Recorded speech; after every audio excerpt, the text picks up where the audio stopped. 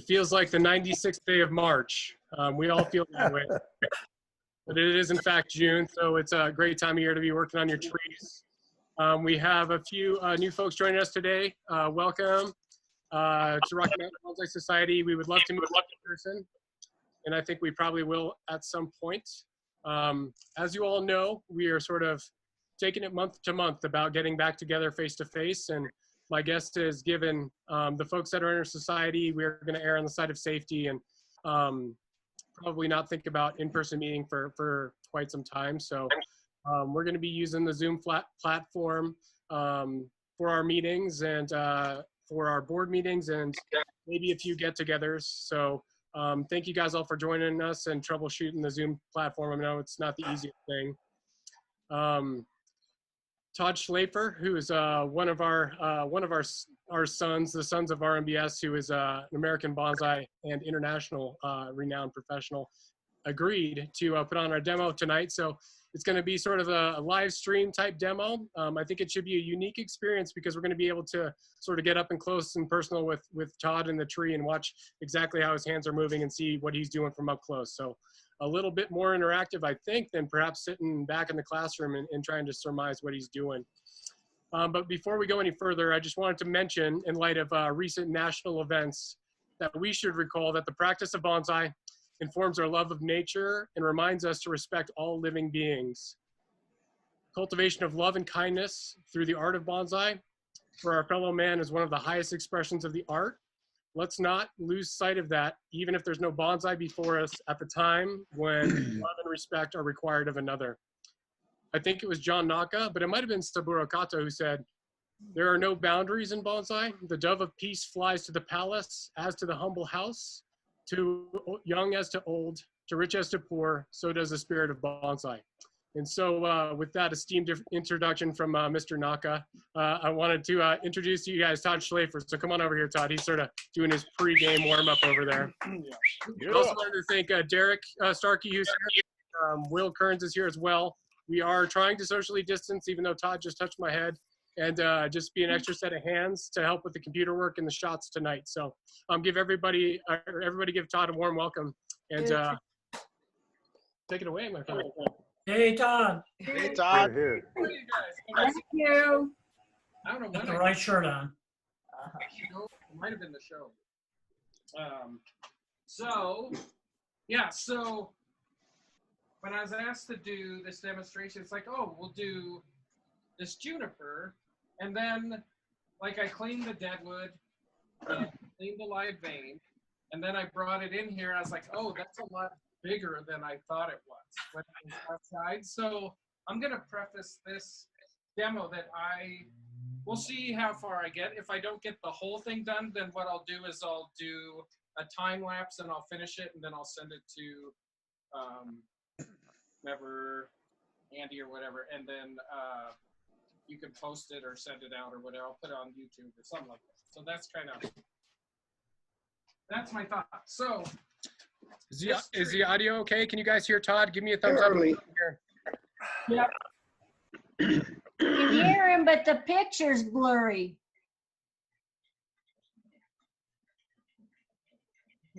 Ours is good. We turned up the video. I mean, the audio. It's good. All right. So this tree originally, I got it from Mark Mills. And so as you can see by the planting angle here that I changed, this was down flat, right? So this was the top. And then this whole piece here was hanging out to the side. And so in order to do something with it, it's like, well, you could either cascade it or you could bring it up. So I decided to bring it up. But then, like, there's some flaws and some, like, difficult things you have to look at. One, it's like this has, like, a really weak base here and some inverse taper, and also the roots coming this way. And so ideally, if we were gonna like work on this, we'd come from this angle, but I don't necessarily like this swell here. And so when we come from here, it's like we still get the deadwood, we get these gins coming out, but then this is gonna be a problem because if our container's here, then this root goes to the back. So this is a tree, what I'm gonna do is put root grafts in.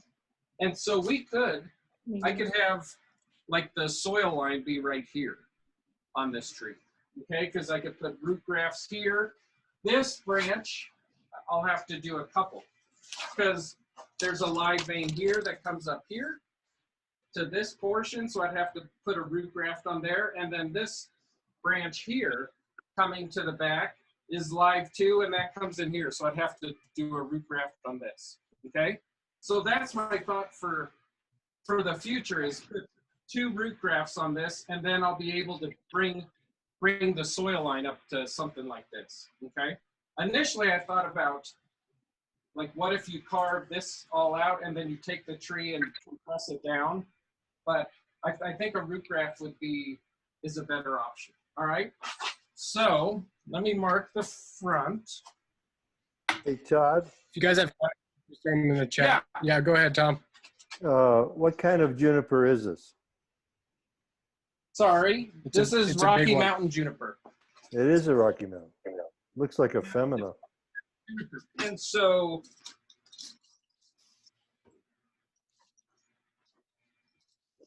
what also happened to this tree was this branch here was alive at one point, and so was this, and they both died because there was a borer in here. Not that that makes too much of a difference, but nonetheless. So I'm gonna put my front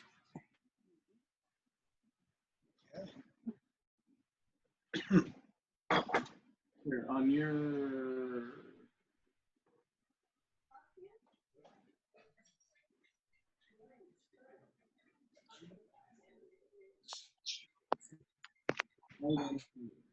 okay.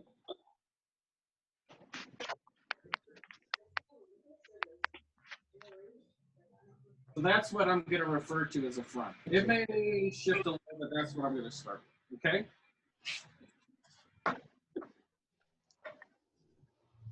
So on this tree, there's really, like these 2 branches, there's some shoots coming off those. And then we have, I just let this thing grow. So this, if you can see here, like these just put out really long shoots.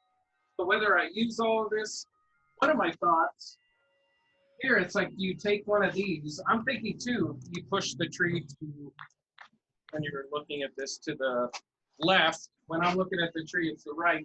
But you take one of these really long shoots and kind of put some movement in it and bring it down into this area. So that's a thought I have.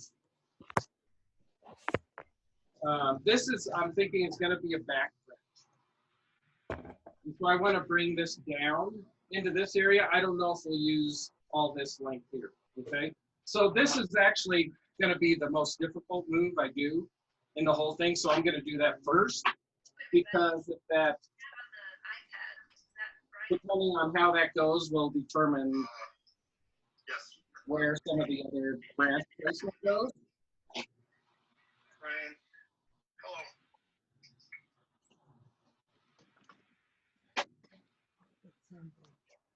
Has anyone this spring dealt with, I know some of us here, but dealt with phomopsis on junipers? Yes. Or no? Yes, Yeah. I have 2.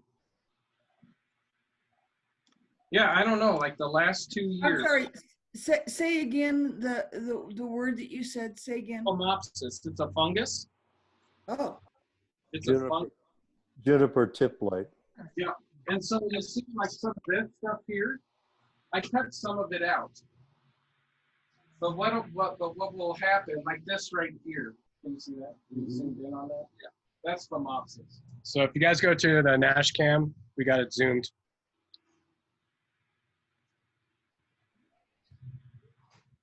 Turn the lights off. All right. Jarek will be looking at some phomopsis for you. Yeah, so that's phomopsis.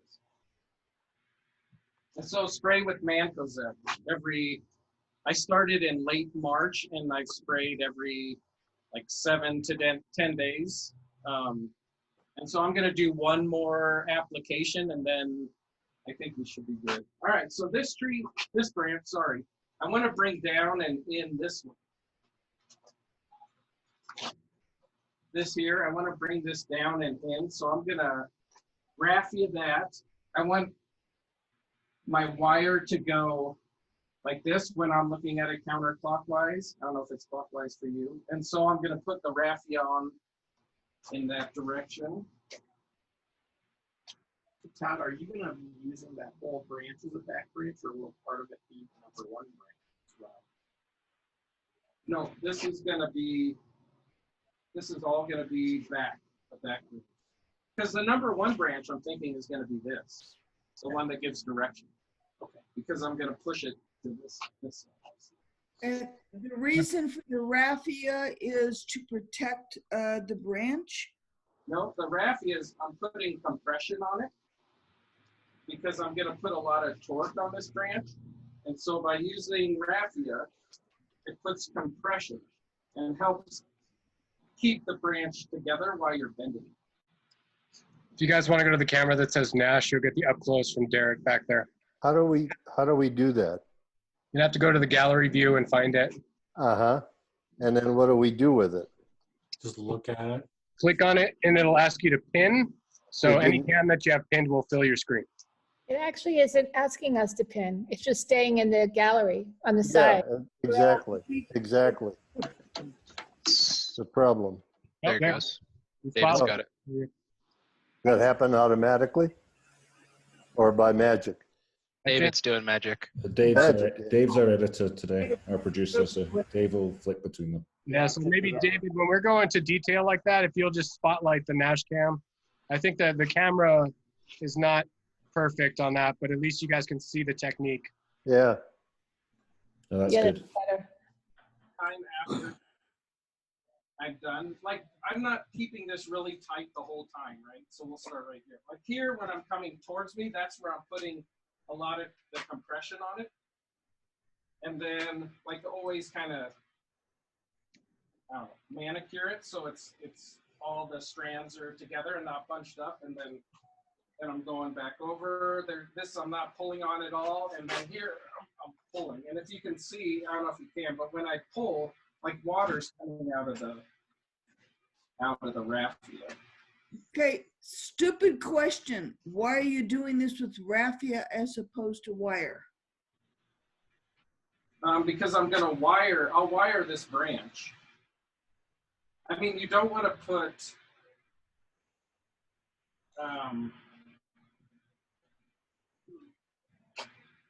wire this tight on it, right? I'll wire this branch still, but this is going to help with the wire to kind of support and hold the branch together. So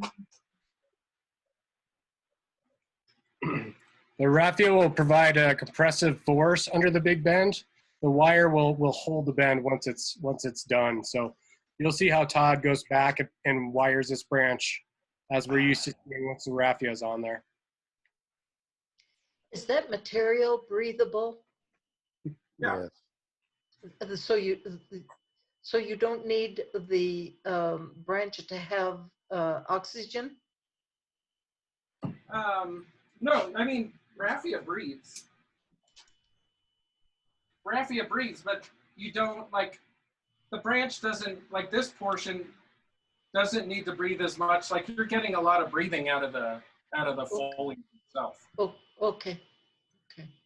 Thank you.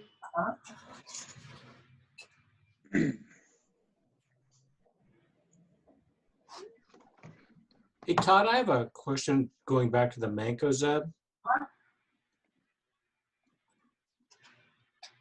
Yes. So if I have like a 32-ounce spray bottle, how much Mancozeb should I be putting in there? I've been putting in 4 teaspoons. 4 Teaspoons. Okay. See that ortho over there, Will? The red handle.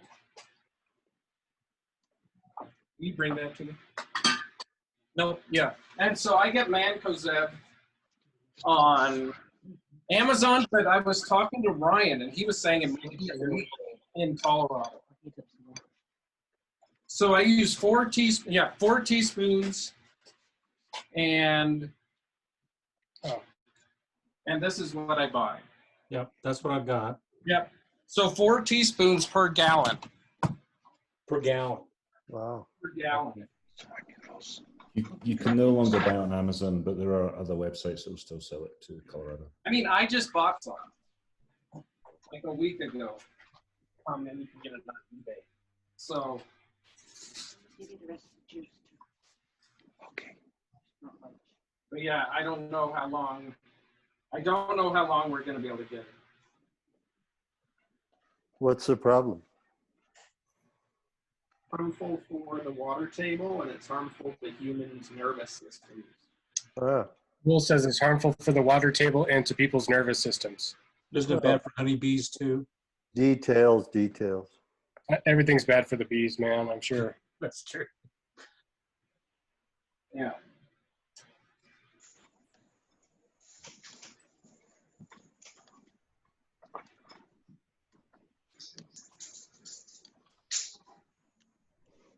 Yeah, so, but if you can't get mancozeb, so funguses for junipers, which like Phomopsis, or Caboteam, and then like stuff for spruces, which is Rhizosphaera and stuff like that. You can also use Cleary's 3 and 6.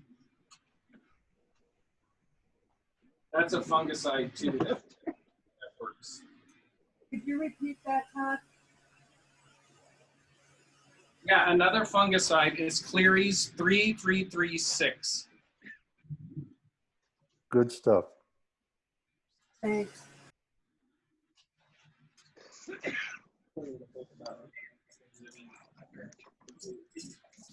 Seem to do anything for, like, didn't put Phomopsis away. Phomopsis still happens. I don't know. It doesn't seem like it doesn't. All right, so next I'm gonna. This is a piece of deadwood right here that I put raffia around. So I'm gonna put a hook onto this. A freeform hook, I'm gonna put my wire up in here, and then I'm going to use a guy wire to pull this branch down. And Yeah. Do you want to try to get in the Zoom meeting and see if the camera's better than the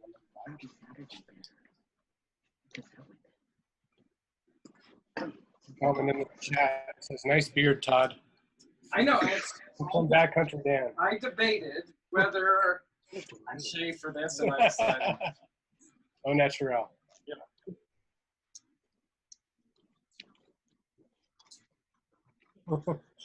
Nicholas says you need to let it go for 6 months. I don't know if I could do that. Look at his fools this I haven't had a haircut for 4 months.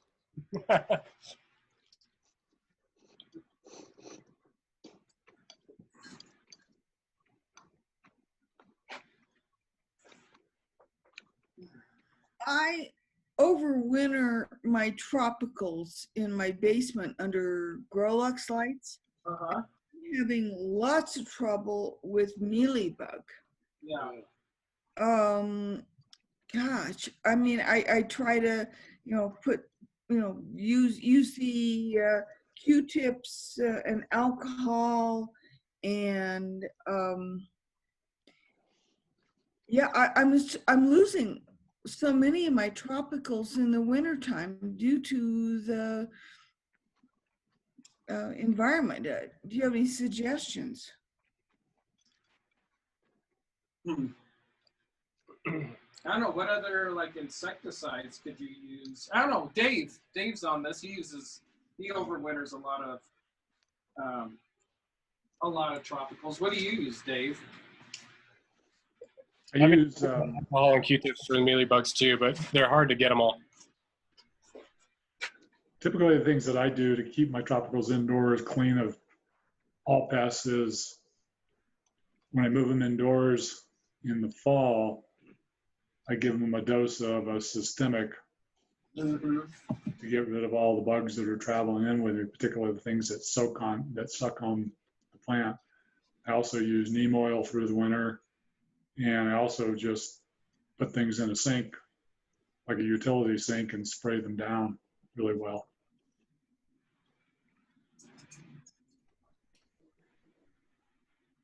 I found the key though is particularly when you have a lot of tropicals indoors and they're close together, keeping an eye on it because it'll spread in no time unless you take it out right away. Well, and that's my other problem. I have these other kinds of tropical plants, whatever, and it just, I don't know how it spreads, but it's sticky and it's yucky and it's everywhere. And I keep trying to, wipe things down and spray and then put in a systemic.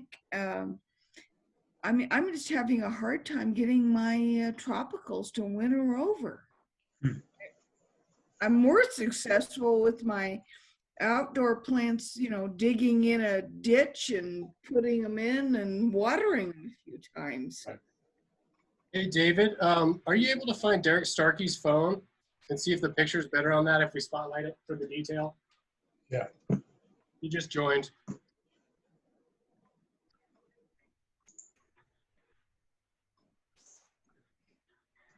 How's that? The first one is better. Okay, the first one was better? Okay, go back to my cam.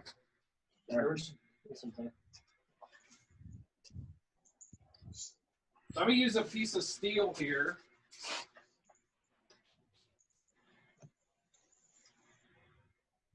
What gauge wire is that? This is 17 gauge steel wire. I think he's talking about the copper. Yeah, on the branch. Copper, 4 gauge, it looks like. Yeah, pretty heavy duty. What does the bark look like when you take the raffia off? Is it just super smooth? It's just kind of brown. Just looks brown, and it's not like, like pine, like if you ever put raffia on a pine, which I did before, or spruces or anything like that, where like you can kind of see the compression on it and the bark's kind of flat. On here, well, can I have your help? On junipers, it's not the same. It's just kind of brown. So.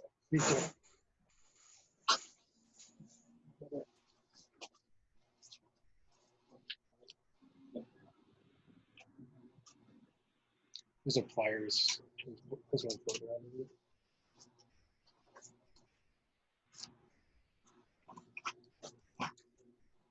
Hold on 1 second, guys. We're getting tools to set this guy wire.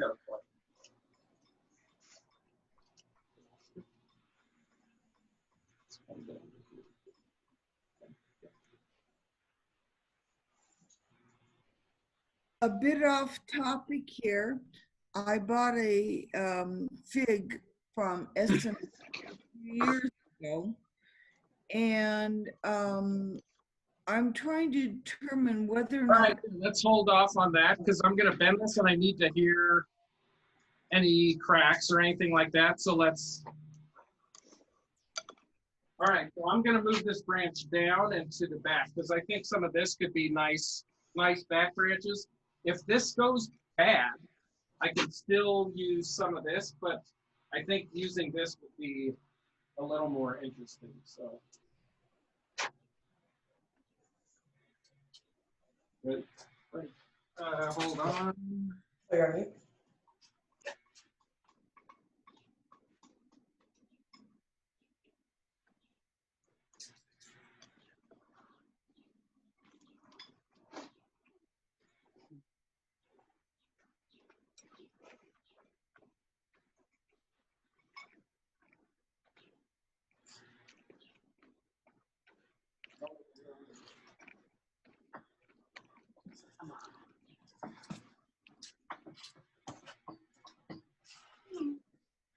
All right, we're going to.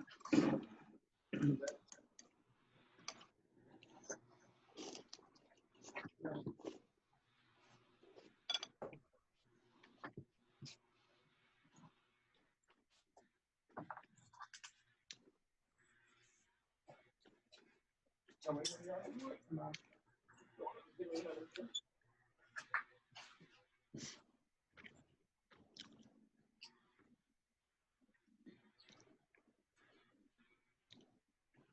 Come on.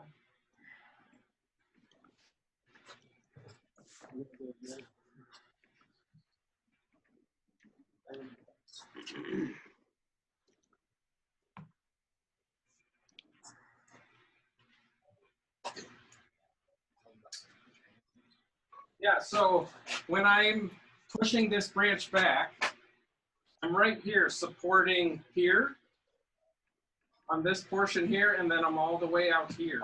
And so as you can see, my wire's going this way, so I'm also slightly turning. But this, if this breaks, it'll break probably right in here. And this doesn't seem too bad. So I'm just worried about this portion here, okay? And we're gonna keep going a little further. So I've been doing demos. I was in, well, we won't say I was back east, and I was doing a demo, and I was moving a branch, and people were like cracking. It's like, okay, if you do that again, I'm not gonna keep going. I'm done, because it's not funny. All right, here we go.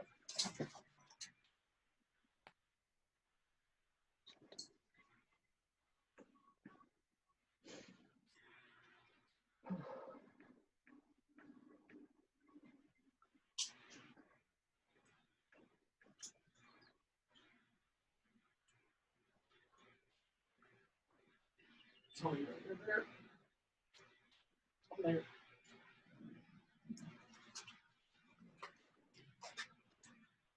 So I know just taking the lights out. All right, so here we're back in the front. So now, yeah, we brought this down quite a bit, right?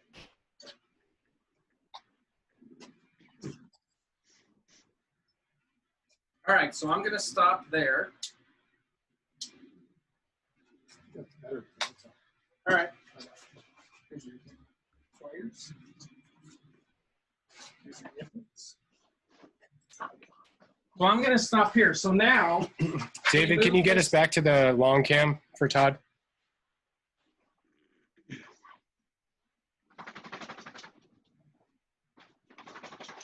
Anyway, so this is here, but we have still a lot of empty space back here. And so some of that can be taken up with this. But if we look at this when we're looking through here, and maybe we have a little something down in here, that'd be nice.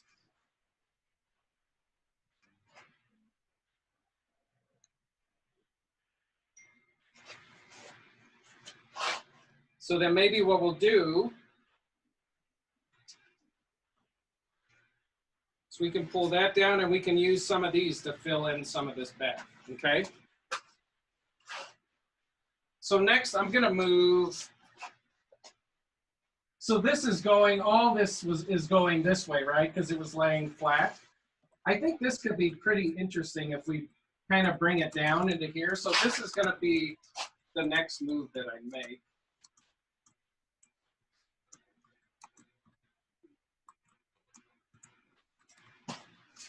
So I'm gonna use 4.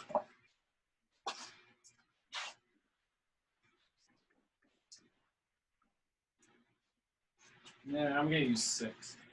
You're gonna need 4.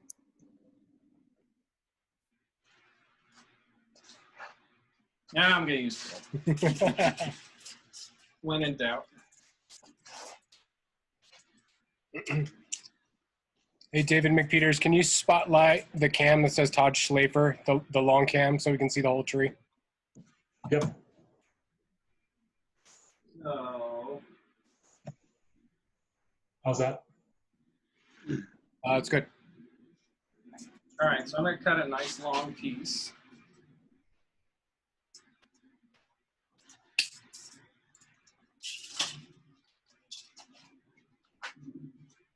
Will, does that garage door, could it come down like a foot, or is it all or nothing kind of thing? It's just we're getting a lot of, might be an all or nothing. I'd bring the garage door down a foot. Sorry guys, we're just adjusting some of the lighting here. We're getting a lot of sun. Filming on location. Does that help at all? Yeah. Okay, Todd's coming back, I promise. All right, here we go.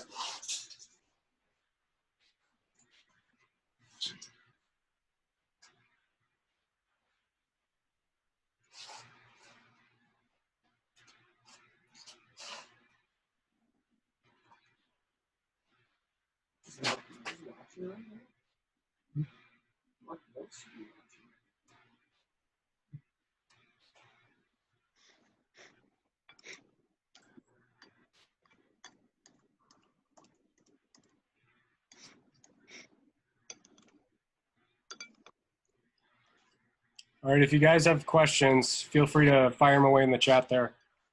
Or if they're quick, just shout them out while Todd's working. Where's the chat? Should be a little icon that says chat. If you open it up, you'll see the text.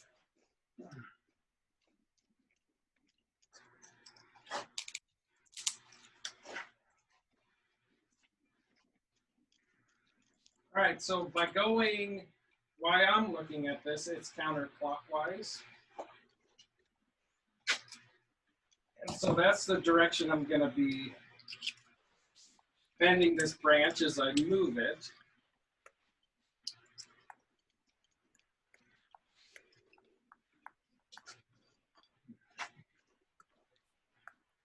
So I'm not going to wire this whole thing all the way down. So what I'm going to do is I'm going to stop right here. So I have this kind of as a, like a lever.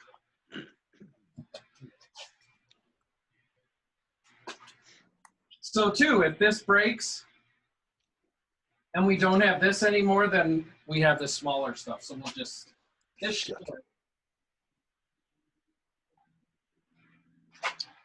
move fairly well. My questions, excuse me, are from the very naive. Fire away, we're ready. My instincts wants to trim the branches back first. Trim first, wire later? Why wouldn't you? Sure, but like I thought about, like we're not going to use all of this, but at the same time, I wasn't sure how much length I need in order to get it where I want it. And so I'm leaving, that's why I'm leaving as much of the length there. As I, wise move then. So Todd, how much foliage on this tree could you remove without triggering juvenile growth, do you think? So like this tree's growing, it's growing really strong. It has adult foliage. My guess if, I wouldn't be surprised after this if it reverts to some juvenile. I got another foliage question from Nicholas. He says, Todd, is this RMJ one that you like the foliage on, or are you going to consider grafting a different foliage to it? No, I like Rocky Mountain juniper foliage. So I know a lot of people like they want to graft Shimpaku or Kishu or you know some Japanese foliage. I like Rocky Mountain juniper foliage. So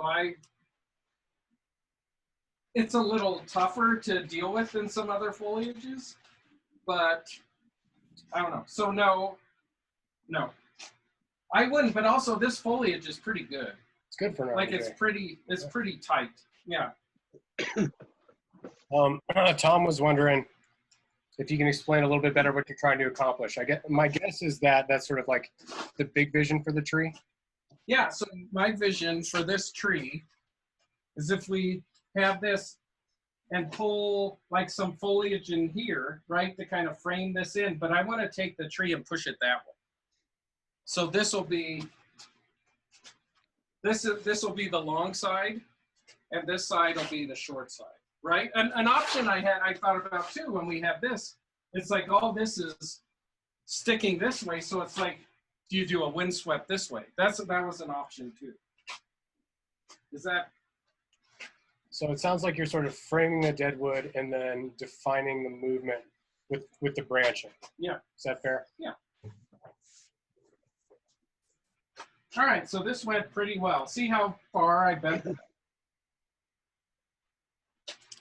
Maybe you could get over to the Nash detail cam here, and Derek can give you a shot. It's almost a 90-degree bend that Todd was able to Yeah. make. But too, as I bent it, like I had my wire, I stopped it right here. And then I bent this down, then I kept wiring it. So I didn't put all the stress, like there's stress here, but there, I did it so I took the stress of this bend, and instead of putting it in one location, it's kind of on the whole, it's down the whole branch, okay?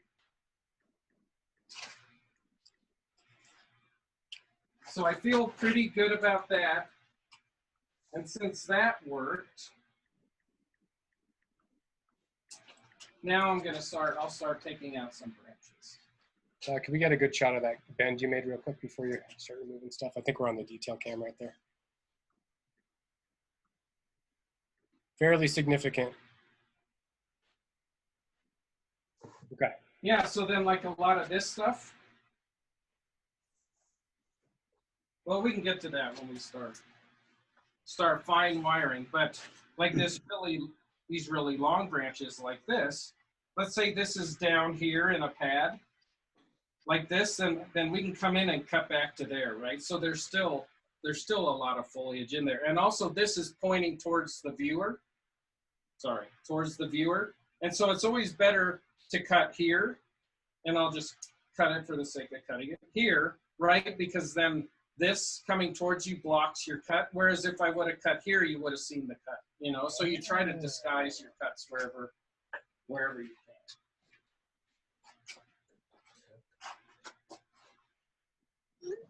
All right, so we can take this back too.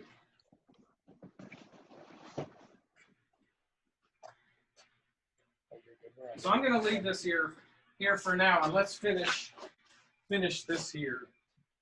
So this is a really big branch. And there are some nice, like smaller, longer branches in there. So I left this to get movement, but I don't think I need this because we have all this other branching here. So I'm going to take this guy out.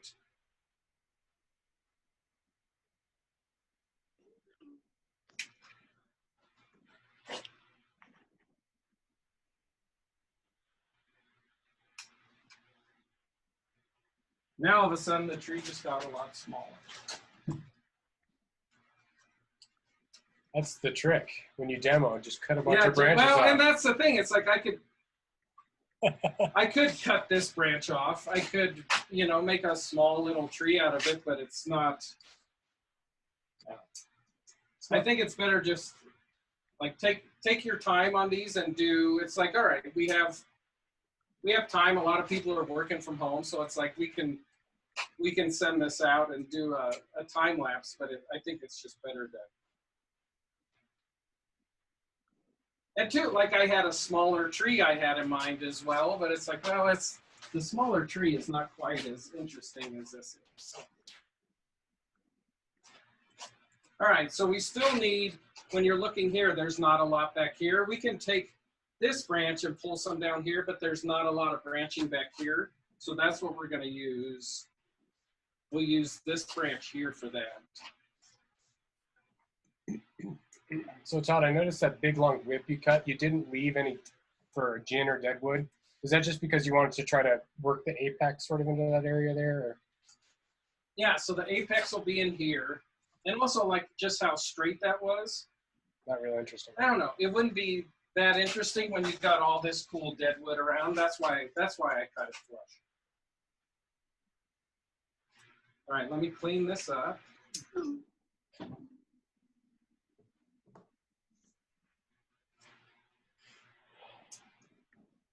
You guys are quiet tonight.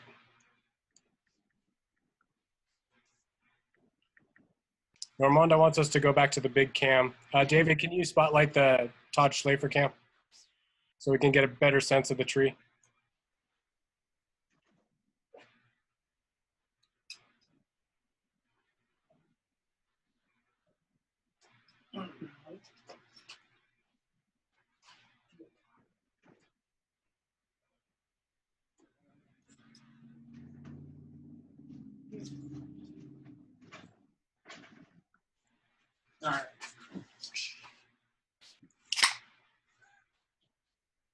Sorry, that was a bonsai tool you guys just heard.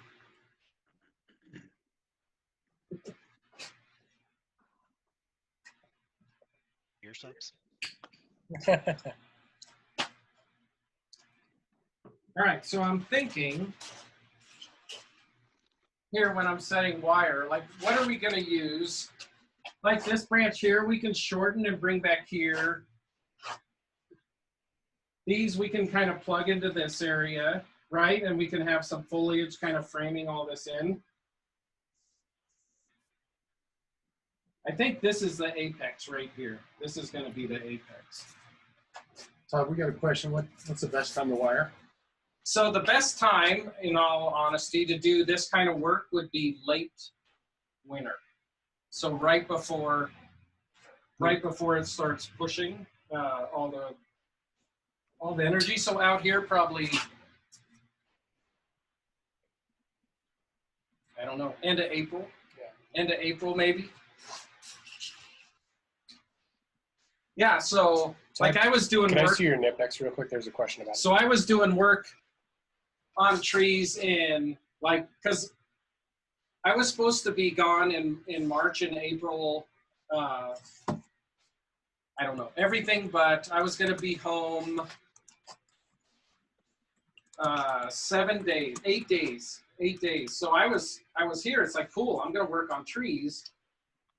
So I start working on trees, but then, yeah, then we got that cold snap. It's like I should have known.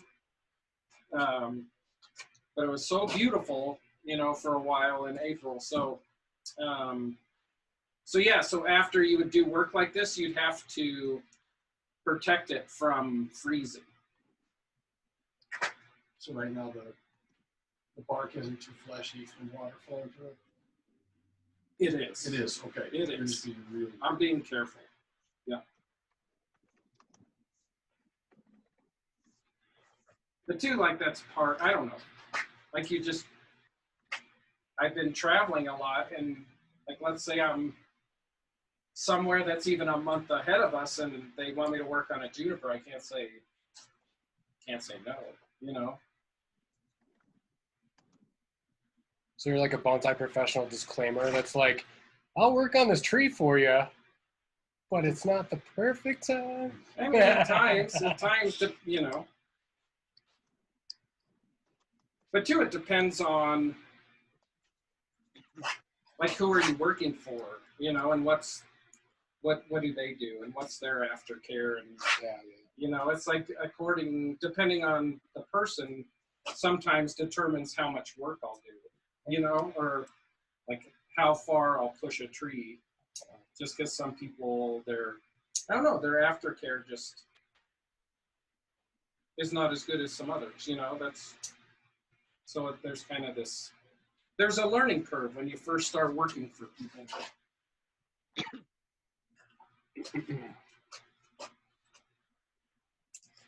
We got one from Gary. How long has this tree been in the container, and and do you know when you'll be able to work on it? More wiring and repotting. So what I will do with this tree, I've had it for, I think 3 or 4 years. So probably it's been in here for maybe 6 years.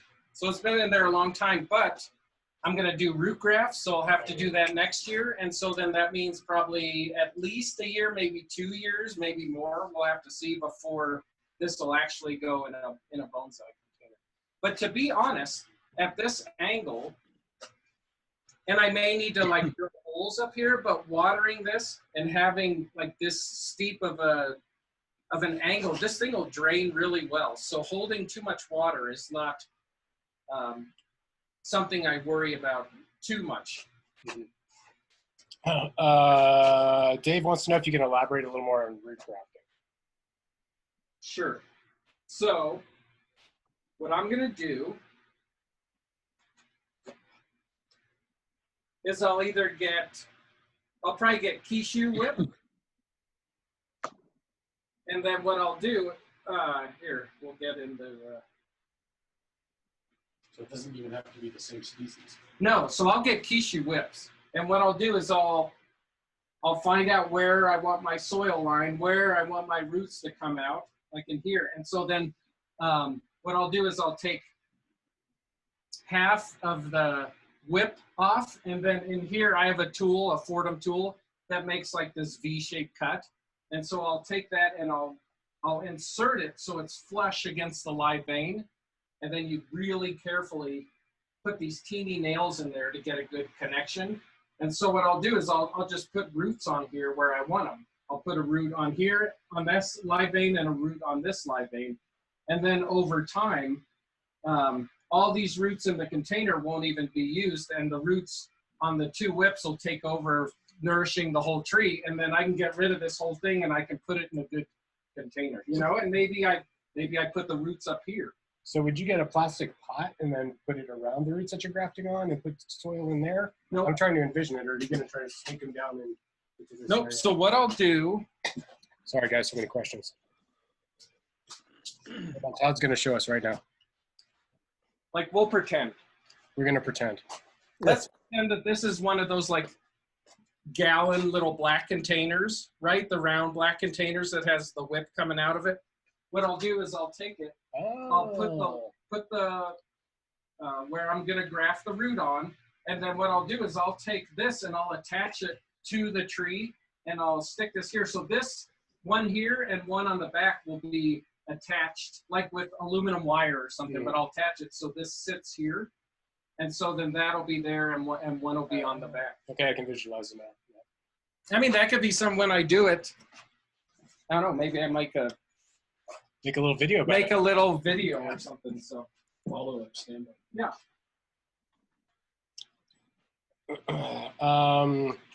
Dan Kingery says, "Hey Todd, do you have any thoughts on your August workshop yet?" I think that's the one with RMBS. I don't know if we're still sort of taking it month by month. I mean, I don't know. Yeah, I think we don't know yet, Dan. We're working with the board and talking to Todd and see what the situation's like. Yeah, so we'll just play it by ear. Yeah.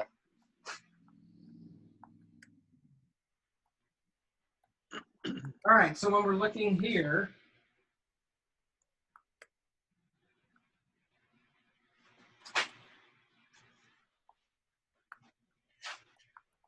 all right, I'll start.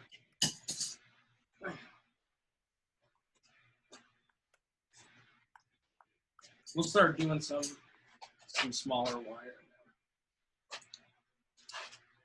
All right, so we'll start up here, and I'll start fine wiring some of these so we can see like about the pads and everything. Everything surprisingly went really well. I was really stressed out about moving this back branch.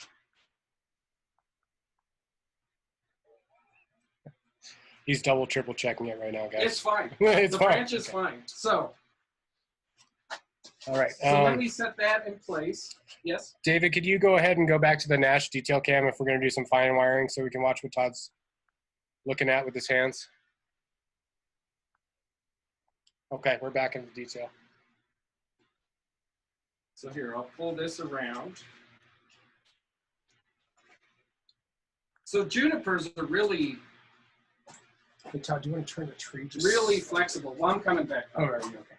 Okay, so if we look at this, and it's really bushy, I understand that at the moment.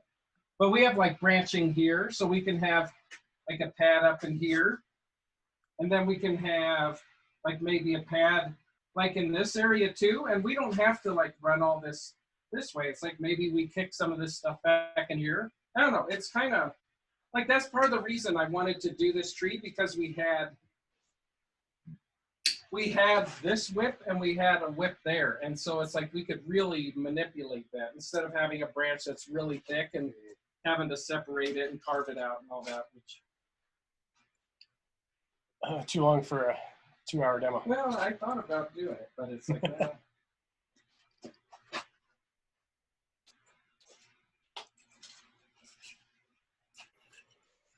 Nicholas throws out, do you have a different fertilizer regimen for your RMJs compared to your other trees? Fertilization is a large topic. I don't know if you can give us some broad strokes about RMJ. Yeah, so after, we'll have to see how this work goes, but at the moment, like I'm not fertilizing junipers yet. I'm fertilizing like duck firs, spruce, all the, the single flush elongating species. My pines, I'm not fertilizing at all, especially not, well, I say that, right? So ponderosa, if you're trying to get back budding, you could be fertilizing. If you're going for refinement, then you don't fertilize. My limber pines, I'm not fertilizing yet either. So also with junipers, you kind of have to be careful because I've seen and done where you over fertilize and then they revert to juvenile. So if you over fertilize a juniper, it can also revert to juvenile growth. But after this, I don't know. We'll see. But my guess is I won't be fertilizing this. I'll wait until a little later in the year before I fertilize the junipers.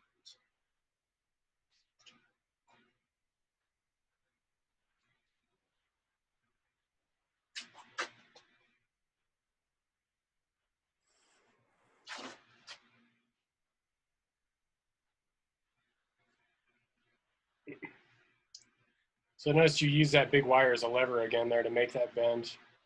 Yeah. I think that my practice has been to wire all the way to the tip and then to try to bend it, but.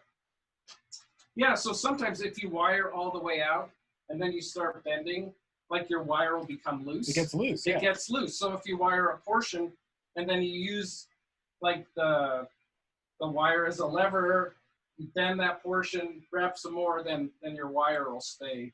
That's one little trick I'm going to take away from this. I think. And especially if you have a larger branch, I would guess it gives you more force. Yeah, and also like the longer the branch, if you wire it all the way down, the easier it is for your wire to get loose.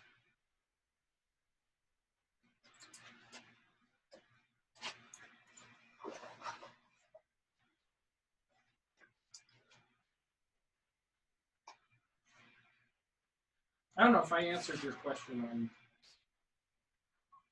on fertilization or not. But yeah, I think fertilizing RMJs later in the year has been my practice too. I also use, all I use is BioGold or Dr. Earth Life. It's one of those two. That's what I always use. So I don't know. I used Osmocote for years, and I don't want to say like it had any ill effects. I don't know, but I just use Osmocote, or you can get a big bag of Dr. Earth for $40. And it's the thing is, it use something that's all organic. That's my thing. Yeah, I've been using the Dr. Earth, the 555 stuff, the life stuff. You can get a huge bag for like $20 for the last 3 years. Yep. I'll go ahead and write that stuff in the chat for you guys.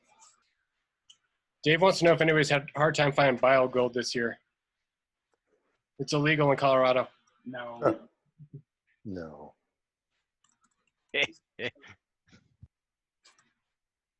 Will says you can get it on Amazon.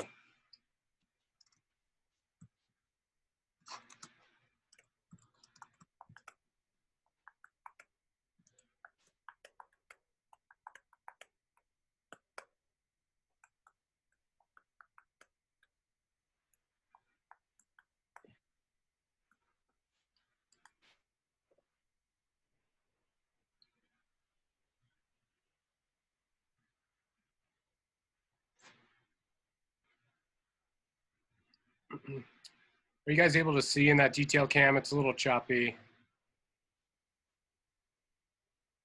It looks good. Okay, yeah, sorry. We got the first, the trial run of the live stream here.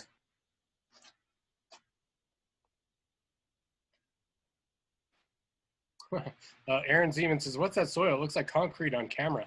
It doesn't seem to be falling out despite the tilted angle. So, Aaron, what you're seeing is that Todd has got some, it looks like maybe 1/8" hardware cloth laid over the top here of the soil because of the angle when he waters, he doesn't want it to fall out. My guess is that Todd's soil mix is the usual stuff, the third, pumice, akadama, scoria, which he usually uses. Right, except this is in a grow container. So it's just akadama and a little bit of lava. Oh, really? But when I put it, when it goes into a bonsai pot with junipers, I use 2-1-1, 2 parts akadama, 1 part pumice, 1 part lava. 16th still in. Smaller size. Yeah. Finer root system. Yep. Did you guys get all that? That was like rapid fire. That's how to grow juniper bonsai. It kind of cut out at the end for me. I heard particle size, I think. Yeah, so Todd leaves the 1/16 inch particle in for his junipers because they have a fine root system. But it's 2 parts akadama, 1 part lava, 1 part pumice. So twice as much akadama as a typical boon mix. Is that to compensate for the dryness here? No, that's just junipers can take a little more water. But yeah, so that's, I think everywhere I go, that's what I do. I know that's what, and with studying with Ryan, that's what he uses, and so that's the mix that I use. Point of clarification from the backcountry. Yes. He says, I think he meant pumice lava in the grow container. You said akadama. Oh, sorry. Yes, thanks, Dan. I was like, that's a lot of akadama. It's pumice and lava in there. Okay, good catch, Dan. That's what they do in Wyoming too, I guess. Catch our mistakes. Use pumice. Yeah.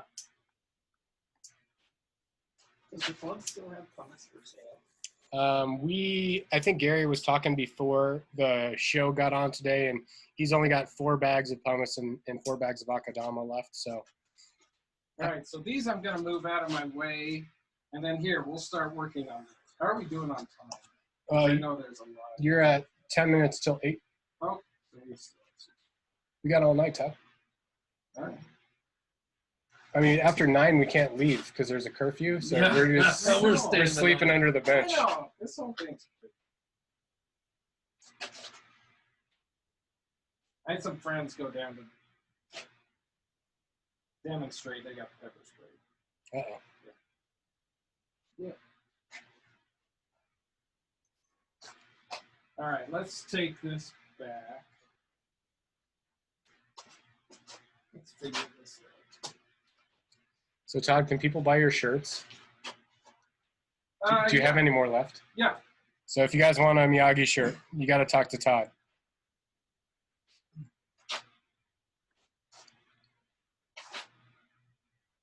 Is that a First Branch shirt you're wearing, Derek? Got to represent. Derek's wearing a First Branch Bonsai shirt too. It says Pinus flexilis my ass, and it has a picture of a limber pine on it.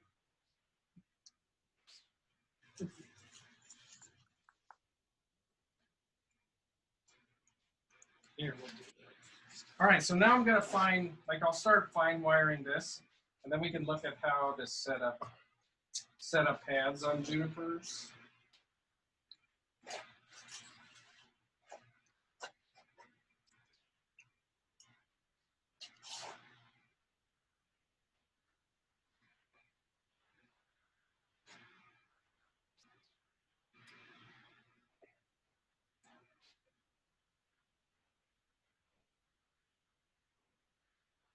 So when you're wiring out these junipers like that, and it's not always the easiest thing to tell, but you want to keep the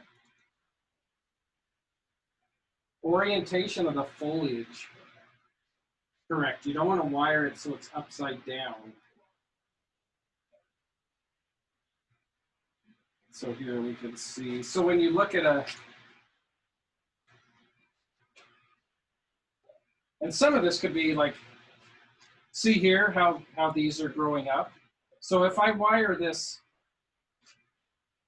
like that, like these are going down. So that's upside down. So when you wire, you always have to kind of look at the tips and see the orientation of them to make sure they're going in the right direction.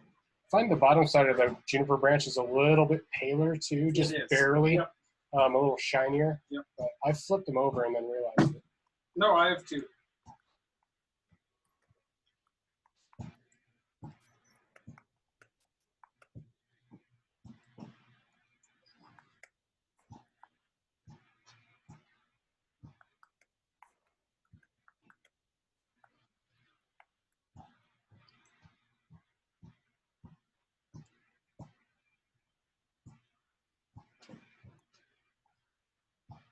This is.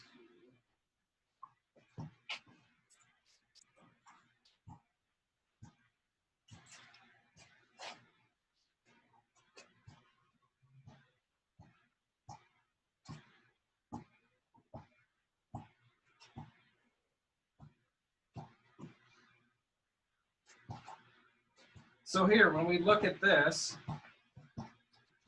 like I could wire this out, right, like that, but this is upside down. So too, I was remembering when I was bending this branch and using the wire to rotate it, I was rotating, and then to bring it this way, I rotated it more and pulled it this way. So now this is upside down, okay? So I have to take this branch while we're wiring it here. Go the opposite direction? And bring it. So I'm using the wire and my fingers to bring this right side up. See, so now, like that. So now this is right side up, okay? So, Todd, I have a quick question. Would you keep going the direction you were twisting the main branch, or would you wire the secondary branch opposite direction to bring it back around? Or does it matter? Well, my wire to go along with the structural wire was going this way. Okay. And so I have to use that. Sometimes it's easier to rotate the branch, like rotate the branch this way and put the wire on, you know, so I'd be going counterclockwise while the wire is going clockwise. But in this instance, I was able to use the wire in the direction of the wire to actually, to take the branch, like let's say, no, 180, and just bring it right there.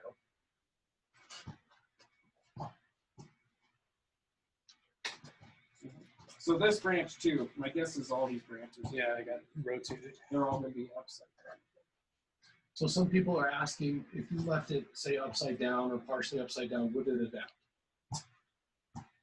Yes, but also what can happen, since the portion that was upside down has not been seeing the same amount of sun, the branch can burn. It can burn. But also, like if you fold it upside down, it will adapt. It'll adapt. So when you and Ryan styled that tree at the trophy and flipped the entire thing upside down, how did you handle that? Did you guys try to right the branches, or you just turned them all the right side up? Yeah, we had to.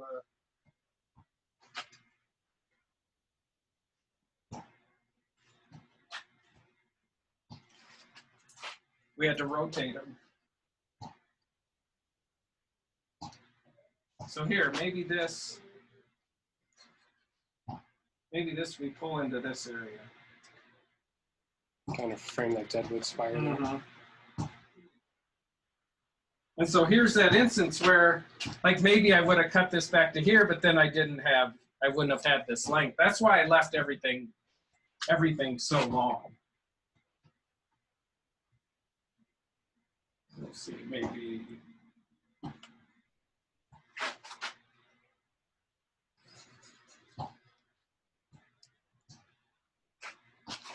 Something like that, and then we'll wire all this stuff into place.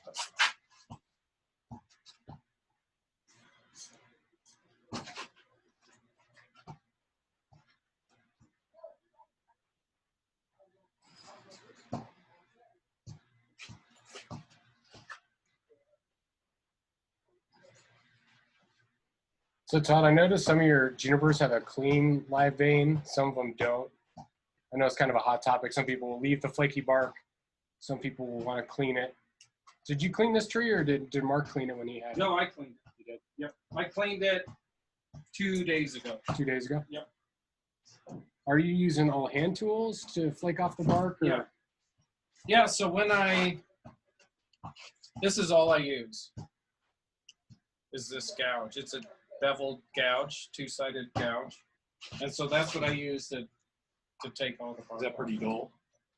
No. No, it's pretty sharp. It's pretty sharp. And then when I'm done with it, I take sandpaper.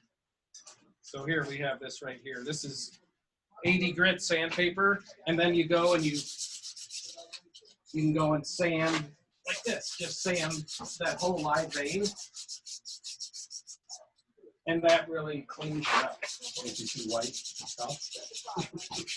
Yeah, well, with this, yes, if you see bright white, you've gone too far. But with this, we're just trying to just kind of smooth it out. How long did it take you to clean the live vein on that? Clean and paint it. I don't know, maybe 3 hours.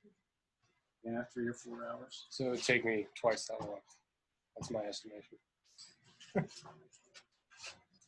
I love live vein is hard. I love it. Especially at first. I really love doing it. There's something very, at least for me, it's very therapeutic about cleaning it. And two, like there'll be little crevices and you don't know it, and then you start cleaning it out and it just kind of opens up like this whole little treasure in there that was covered up by bark before. So I've heard there's also health benefits for pest control for yeah, because cleaning the bark off the live vein. Sure, there's sometimes like borers in there, and by cleaning the live vein, if there are any, you can find them. So. Oh yeah, no, not painting the live vein. He was talking about painting the deadwood with lime sulfur. So he flaked the bark off the live vein, sanded the live vein with 80 grit. Probably used a toothbrush and water just to clean up the old deadwood, and then paint it with dilute lime sulfur, or to use full strength. I used full strength. All right. So on this portion, because this is really old and has been dead for a long time, I use full strength lime sulfur. And then on these portions up here, like on this hasn't been dead that long. So I used lime sulfur, and then I used white paint, white watercolor, a high quality watercolor with a little black in it too. So, because if you paint like recently created deadwood with just lime sulfur,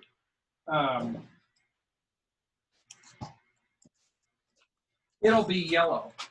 It'll be like yellower than that. Like Yeah, it's still a little pretty, yellow there. Yeah, it's still pretty yellow.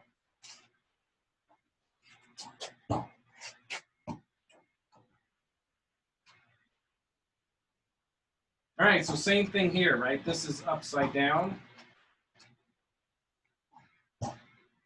So we're going to take this.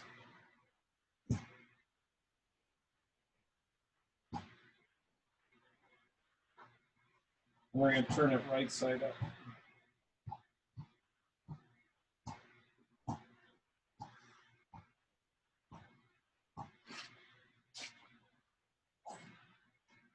All right, so this feels long. So I'm going to try to find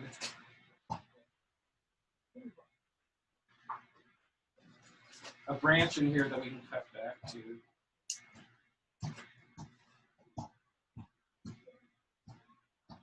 So remember how I was saying before, you want to make a cut to where you don't see, like your eye won't see where the cut was. So if I was going to cut this here, you would see that cut. But if I come in here and cut here, then when I wire this out, since we're facing this way, you're not going to see that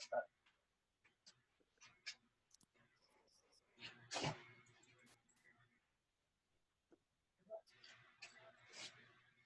Everybody likes that trick. You're divulging all your secrets, Tom. It's a lot of comments about it in the chat.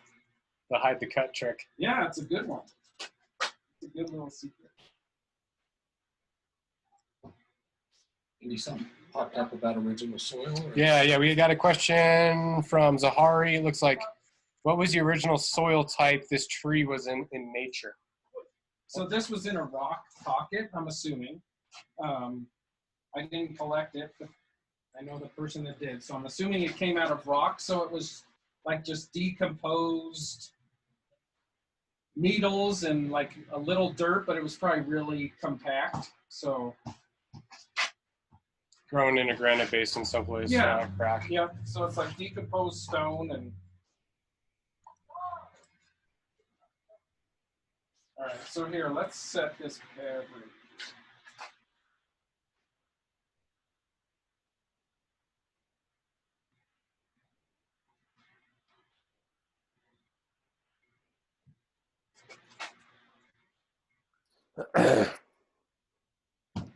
Tom, you choking? Are you okay? I'm good. Okay, just checking. I have to send Florentina to give you the Heimlich.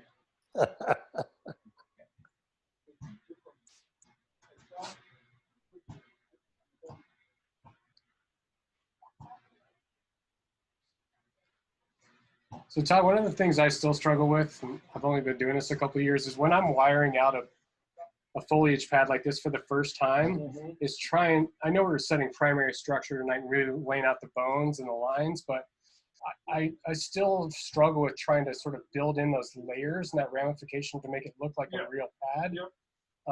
One thing I've been focusing on is looking at where the branches emanate. So the higher branches are going to lay in higher in the design and may not contribute to the silhouette per se. Is that the right way to think about it? Or? Yeah, so whenever I'm laying out branches, I always try to,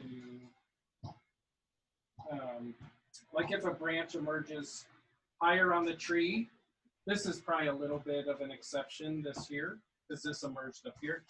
But like if a branch emerges here, like one here and then one here, I will try to keep this branch higher than this one, you know? And so same thing here on this pad, right here, you can see like this branch right here. See, I have this wire that's coming over here, but it originates on the left side of this branch. And so I want this to stay on the left side when you have that option.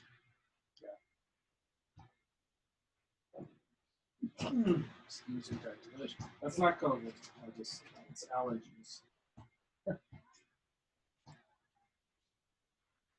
And then with junipers at the end, like here, you want to keep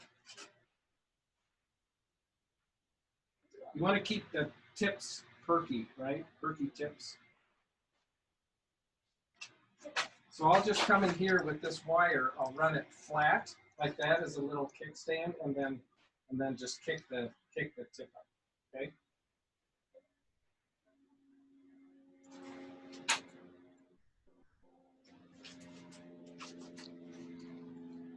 All right, guys, Derek's got the hard job tonight. He's trying to keep up with Todd. Doing a fine job.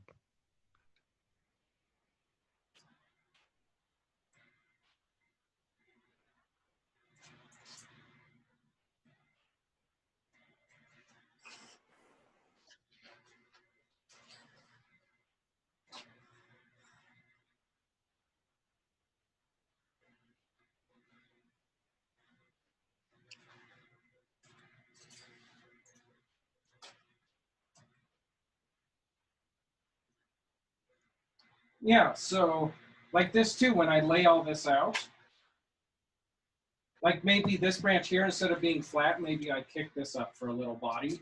So as I work my way down, we'll figure all that out, just so you have, so everything's not completely flat.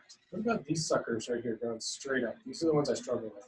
I kind of keep them and see if they sort of lay in, but my mind tells me, my instinct is to cut them off, which I have come to find out is probably not the right thing to do. Right.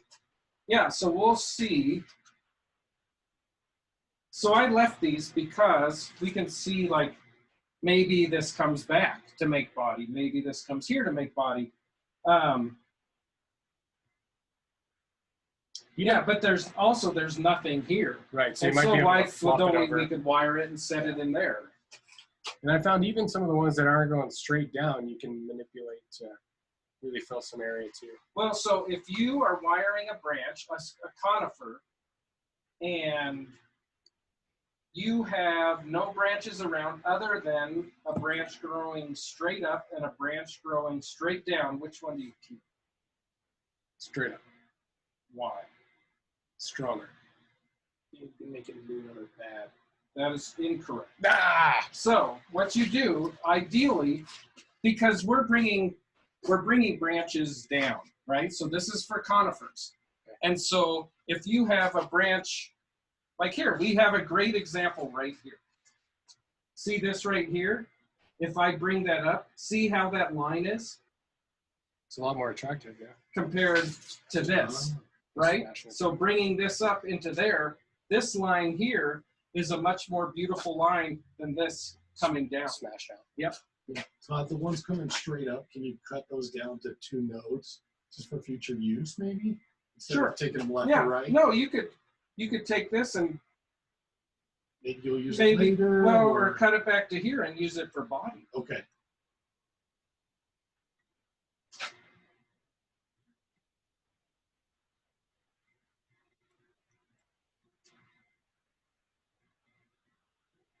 Right, so we'll use this.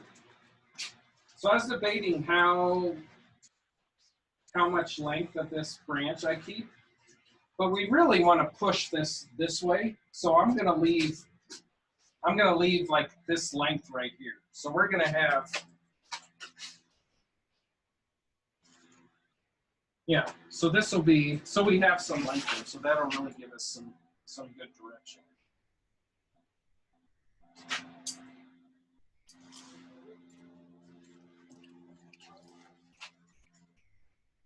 All right, team. What other questions do you have? Got like an hour of Todd Schlafer's time remaining.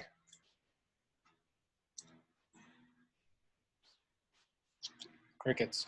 That's all I think everybody's taking a bathroom break.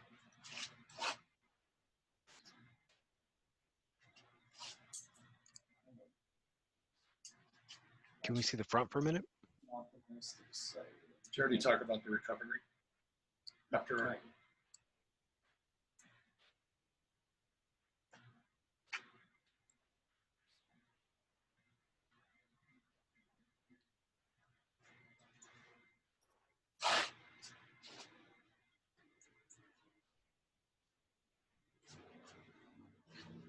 He seems to be purpose. There's a purpose with what he's doing right now, and I'd like to know what the mindset is of what he's doing. What's your mindset? What's your purpose when you're fine wiring out that pad there? Yeah, so right now when I'm fine wiring this, what I'm trying to do is get these all laid out, clean the bottoms off so we have a nice clean bottom, and then lay these out, and this will go here. But then when you wire these all out, and then they're all, like they all get a lot of sun, right? So I'm trying to lay it out so they all are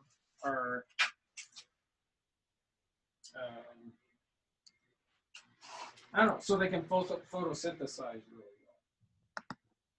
So that's kind of like part of my objection. Yeah. Objective, sorry. Might be. Okay. So my question had to do with this trimming, not the wiring. So the trimming has to do with getting photosynthesis. The trimming? Yeah, I think so. I mean, right now the trimming is for like length. Length, and then taking out like weak branches, replacing it with strong, using the strong branches.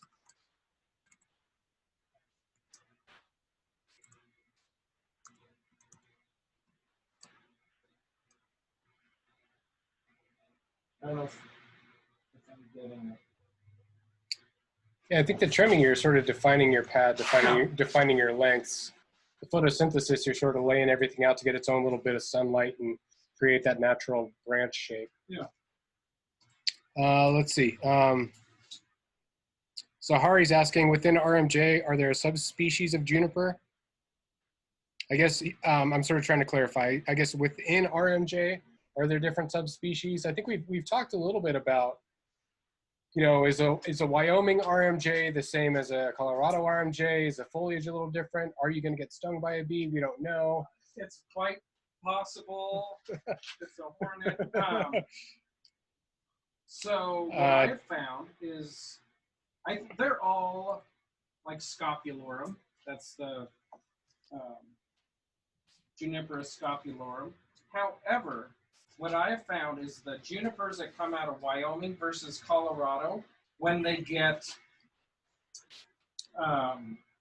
cultivated foliage, right, after they've been, like in the mountains, they're green, but when you bring them home and you give them fertilizer and, like been eating bonbons on the couch, so to speak. They turn, Colorado junipers turn more blue, where Wyoming junipers seem to keep that green a little bit.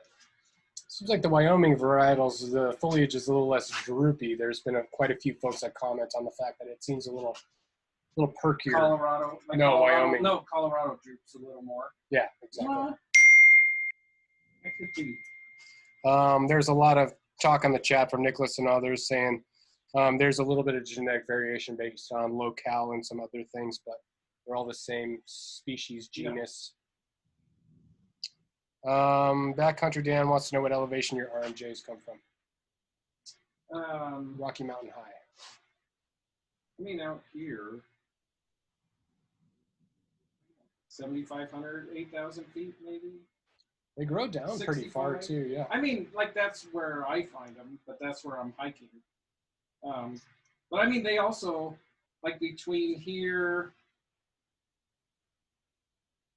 in Colorado Springs, you'll find them, you know, and then they turn to one seeds, like almost immediately. So they're not high elevation trees, though. No, they're not. They're not like 10 or 11. Yeah, the only thing like common junipers you can find up there, communists, up at 10,000 feet, but these don't grow that high. So when I've collected them, I usually find them around, yeah, like 7,500, maybe up to 8,500 or so. All right, so this branch here emerges from the top. This branch here, like I said, we brought it from the bottom. Let's see, how do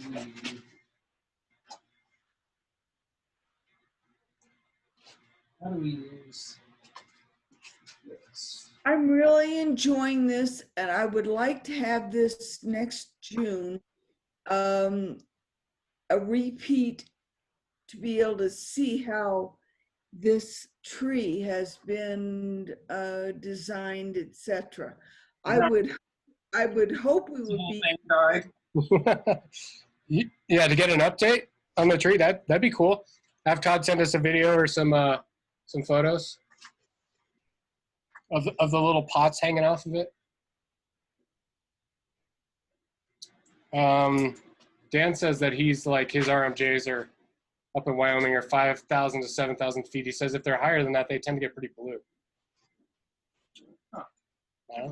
I wonder if that's why the ones that we dig down here, they tend to turn a little bluer because of the altitude. I don't know. That's interesting. I didn't know what it was. I just knew it happened.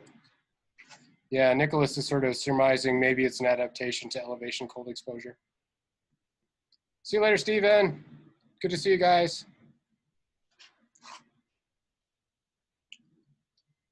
Are you guys able to sort of start to appreciate that pad shape coming together? I think I can see it on the detail cam from where I'm watching. It's starting to look like an outline, like a shape. Yep. Like so here, we'll start.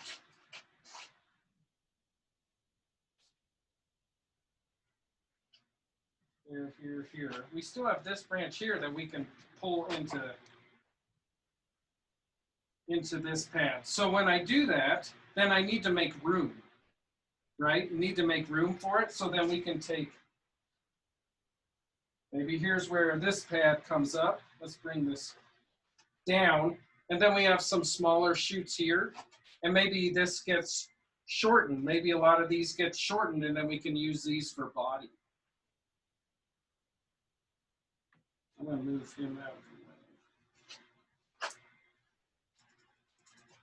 So one thing with junipers, I don't know, they are so much work, but they also, like when you have these pads laid out and like this delicate foliage on this gnarly deadwood, it's, I don't know, it's so nice. And when someone has worked on it really hard and dialed it in, it's like, I don't know, it makes me tingle already. Evan's wondering about sun for junipers. He says, how much sun do you normally give them? I have one that's getting sun till about midday at the moment, and then it moves into shade. Wondering if I should move it into more sun. Yes. So this juniper was behind us, and it got morning sun, and then it got a little shade in the afternoon, and then from like 2 on, it just got hammered by junipers. So I moved my junipers, like my junipers and my pines, I put them in areas where they get the most sun.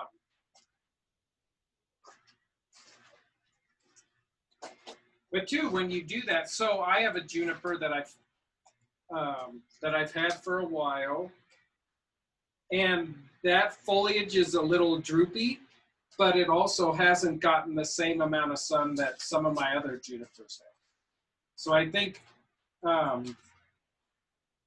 when your junipers don't get as much foliage, they can tend to droop a little more.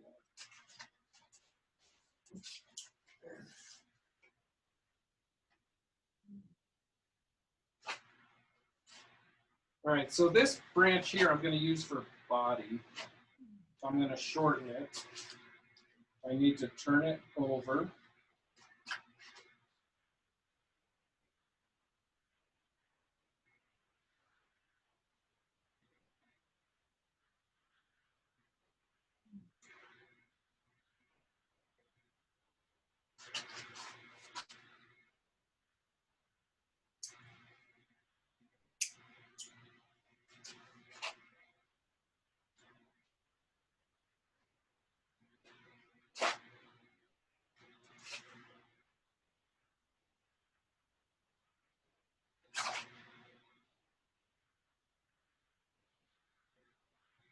And then here, I'm just making room. That's what I'm doing here, just trying to make room for that.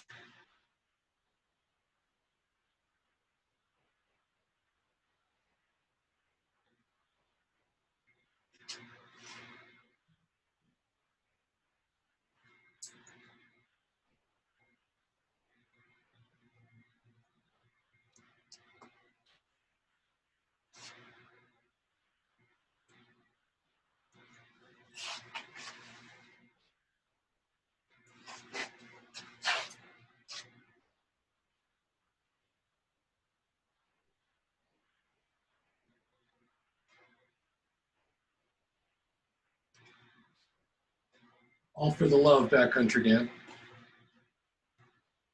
What's he saying? He says, thanks, Derek. You're working as hard as Todd.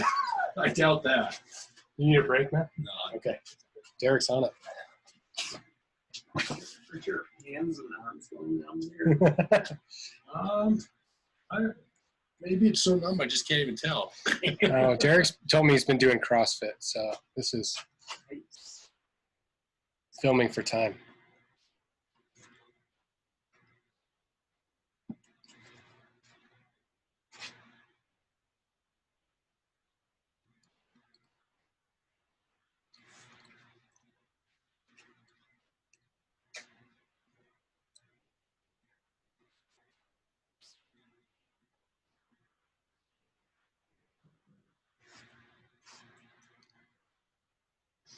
So too, with these junipers, like I won't trim this or touch this year. But what will happen with these, like with these branches, is once like these start shooting up like this and sending these really long spikes like that, that's when you can go in and trim them. So let's say, like this was down here. We have this pad. You know, the pads out here, this is starting to shoot up. What you can do is come in and you want to cut back to strong lateral growth, right? So in this branch here, we have all these, then we have this long internode right here. So then you could come in and you could cut that back to there. Okay, so that's kind of how you'll trim these. And you don't, I'm just assuming everyone knows this, but you don't want to pinch junipers, right? You always want to cut them. There's been a lot of. Why is that, Todd? Yeah, because Todd says so. Well, because don't pinch also them. it's like the strengths in the foliage, so we want it to grow. And if you pinch it, then like a lot of people, like they pinch it and it's like, oh, it's trying to get back bud, but you need to actually let it grow before you cut it back. And also if you pinch it, then maybe you don't get all the auxin. I don't know if that's true. The foliage gets ratty looking too. It'll like yellow up a little bit and yeah, and it just, I don't know. Anyone, I'd be interested to see if anyone has like a really well-defined juniper that's always pinched it. Seems like that was an old school thing. I'm sure there were some nice junipers back then. Maybe. I mean, I'm sure. However, but too, like some of that, I don't know, some of that knowledge is from it's old school, and it's like maybe they were doing landscape or something like that, you know. Like but I don't know. You imagine pinching like a landscape. Well, no, but like there's a lot of those. A lot of those like books were written by like they did landscape too. You know. Oh yeah. Todd, what's your first bonsai tree? So my first bonsai tree was a procumbens. Yeah. That I bought online. And I put it in the sun and it turned brown. So it might have been dead already. Who knows? Can you tell us about your second bonsai tree?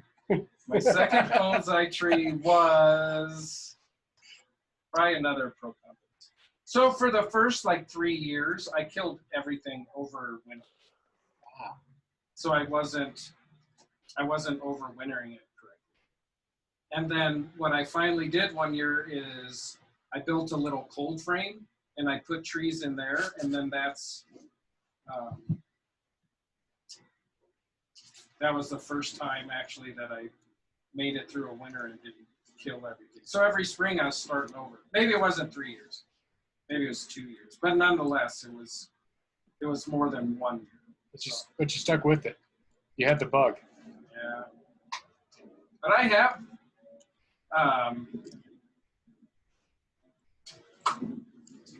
like the first pine that I ever collected, my first pine, I still have that. So I have the first collected tree, or collected pine. I'm not trying to make you feel bad. I just think it's interesting to find out how people got into it. You know? Well, I was in Spain. Yeah. I was in Spain, and I was at a market, and they had like a grow a bonsai from seed. And it's like, oh, this looks cool. And so that didn't work. And then, hey, David McPeters, if you're on, could you get us back to the wide view? Let Derek have a little break with his arms. No one wants to watch. Yeah, there we go. That's cool. So you didn't waste 7 years of your life waiting for the bonsai to grow from seed? No, it died immediately. So kill the bonsai from seed. But then I just started Googling Colorado bonsai, and I worked in Golden, and Harold was right there. So then I started going there like after work and during lunch, and then he introduced me to Jerry, and me and Jerry and Will went, like we started a little study group, and then we went to Utah, and then that was the end of it. So you know, like Hal infected a lot of people. Hal infected. He's a super spreader, I think is the term we're using these days. That's a good one. Yeah. In a good way. No, I mean, I don't know anyone, 90% of the people I know, like in the club Harold had an influence on him in one way or another. Including Ryan. Yeah, Ryan. Ryan even, he would drive down from Glenwood on the weekends, and that's, I don't know how far Glenwood is, a couple hours. It's far. 2.5. Yeah, and he would drive down, study with Harold, and then go home. So.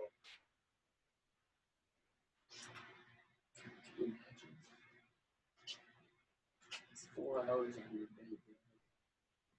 It's worth it. Study with Harold. Yeah, but look at, if anyone's at the darkest world. All right, guys, what do you think about the design? Looks like Todd's pushing the length out towards him there. That big branch he set on the back there, I think, is going to hug in a little bit tighter. And then my guess is the apex is going to come back towards the deadwood this way to give it a little bit of tension.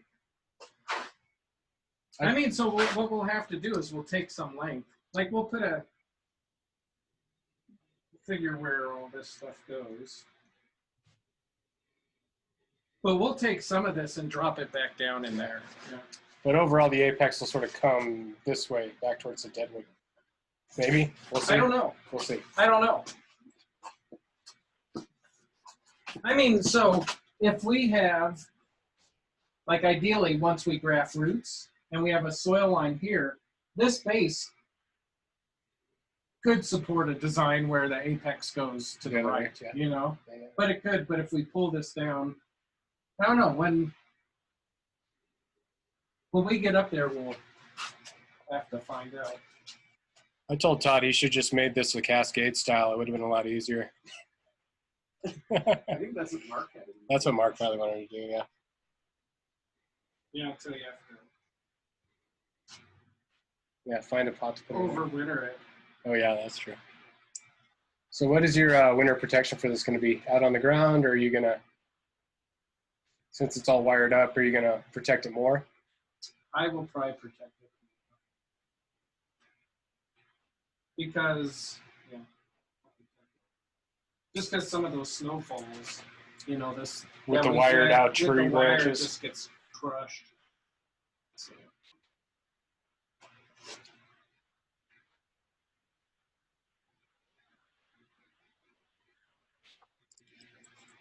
Hey, David, if you're still there, I think Derek's really excited to be the detail guy. Could you get us back to his cam? I'm just trying to help everybody out.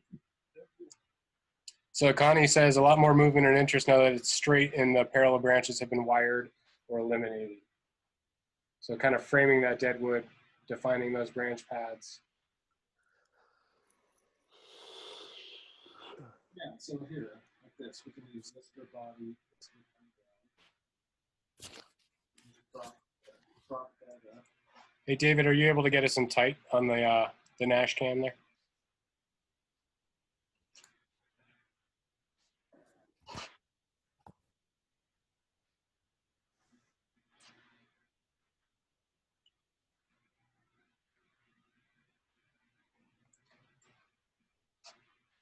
I know no one likes watching. I think watching and doing fine wiring is it's like a puzzle. A little bit. I mean, wiring in general is a puzzle. And sometimes it's daunting to watch somebody do fine wiring until you've tried to do it and messed up. Yeah. And it's like, wait a minute, what did they do? How did they join those two branches together? Or One of my least favorite things to do is to go back to a tree that I wired like 3 years ago and try to move some stuff around. And I'm like, this wiring is abysmal. Who did this? Well, that's good. That's good because you're learning something. All these teeter-totter branches. And I mean, every year after I put the trees down in spring, or if I'm walking in my greenhouse to just look, it's like every year I look at something. Even trees that I finished within being home at quarantine, I'll look and I'll still, you know, you still find things that you can do better, some better choices. So, all right, let me. All right, we're in tight again.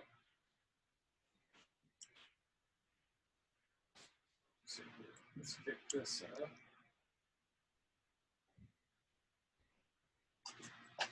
So if this is the front.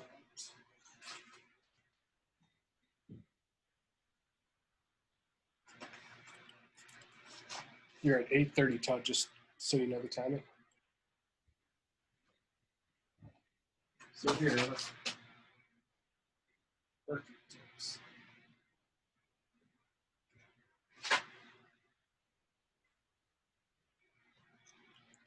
See, but even just from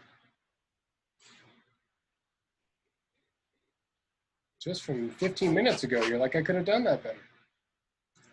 That happens to me all the time. No, but like, look at this. Like even, like, see that? I don't know if you didn't see too well, but see how we use like these branches here To make the body. to make body of it. And so it's like if if you have that opportunity, it's like you can make a fairly full branch from the start. And then here, some of this we can just do like selective pruning, right? This is a little long, so it's like I can come in here and just cut some of this little stuff out, like that. So that would be more like defining the silhouette that you want. Yeah. The overall pad shape. All right, if you guys are learning anything from Todd, throw it in the chat. Perky tips, hide your cuts, any of that stuff.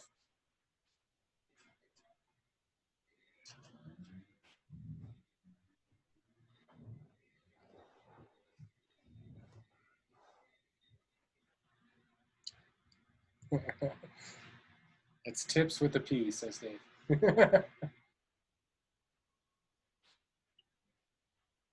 Modesto says, thank God for the Nash cam.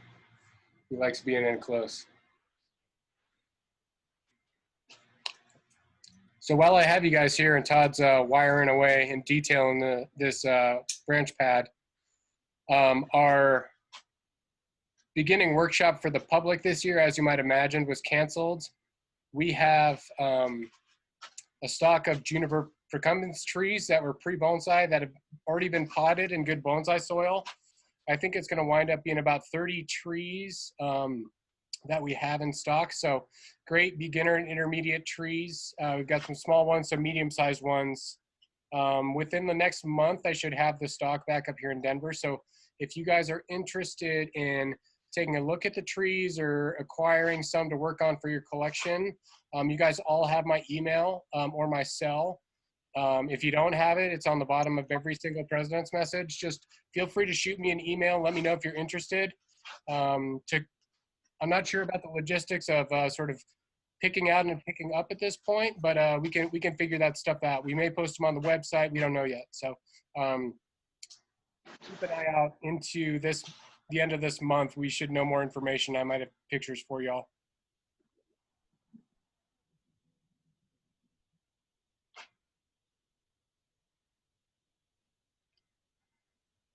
And if you need tips on how to keep a procumbens alive, Todd has figured it out. Yeah. Does anyone have procumbens that they leave outside? I do. I have a humongous tanuki that Will had for a number of years. Oh, that one? Yeah, that Jerry Morris did the Phoenix graft on. Will left it out in his yard, just kind of healed in for a while. And I've had it for 2 years now, and I just mulch it in. It does okay. Mine does too. Will leaves his procumbens outside. Playing with fire, isn't it? I don't know. I killed all mine that I left outside. So the thing about my procumbens is it's in a humongous container because it's a tanuki in a relatively small tree. So I think the deep container, lots of soil, probably helps. Yeah. Nicholas says he's got some that sit outside all winter. I mean, so that's the thing too. Like depending on the container size. So I have trees, even though they're native. They're in really, I have a lodgepole that's in, it's like a shohin, and it's in the smallest container, and I won't leave that outside. Yeah, it'll freeze and then desiccate in the wind or something. Well, it doesn't have the resources to try to make it through a winter. But it's the container's too small to leave it outside. Yeah, Dave said he left some outside and they suffered. His are a little bit smaller. His buddy at the nursery said they had major issues with the nursery stock procumbens this spring. Connie says hers is sheltered outside. I think Connie uses a cold frame. I like that branch. I know, this is, so see, with this branch, like instead of just bringing it down. Here, hand it over here, man. Sorry guys, for the camera changer. Go ahead, Tom. This one here, I don't know if you can see it, but I went like down, down and out, and down and out, and down and out like that, instead of just going like straight down. I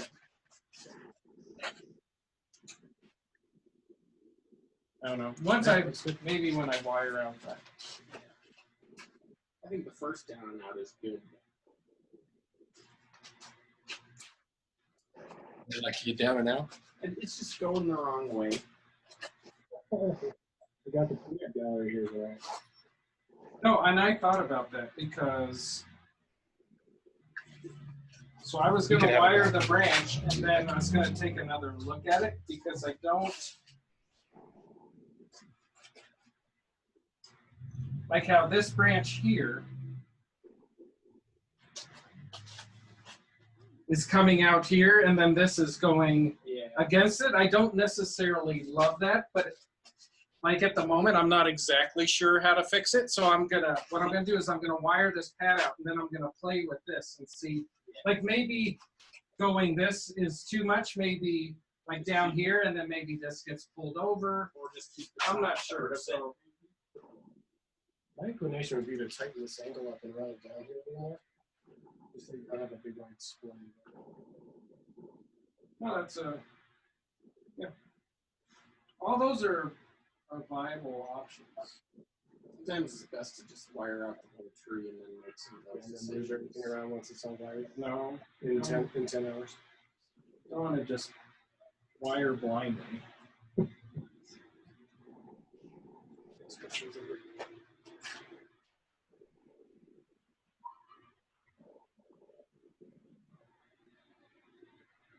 But it's like this branch, I don't know, deciding to do something other than stick this in here. It's like, okay, we're gonna play, right? It's like, that's all I'm gonna do with this branch. I'm gonna play with it and see what feels good. I kind of like something coming in here, but maybe that's too much. I don't know. We're gonna play. Nicholas wants to know if you've read Bonsai Hearsay from Mike Hagen. I haven't, but I bought it. Yeah? Yeah. I hear it's really good. I love this. Hagedorn's a great writer. So I bought it from Stone Lantern, but I haven't read it yet. So you guys can see what we're talking about there. You see that wide angle of the branch that I was working on that kind of comes off the opposite direction. That's what the heated debate was all about. Yeah, so it's like the logical thing to do is just to take this and stick it in here, but then you just have like this one giant pad and it has no flavor. Yeah, there's no flavor. So it's like this branch here is an opportunity to do something else. I don't know what it exactly looks like.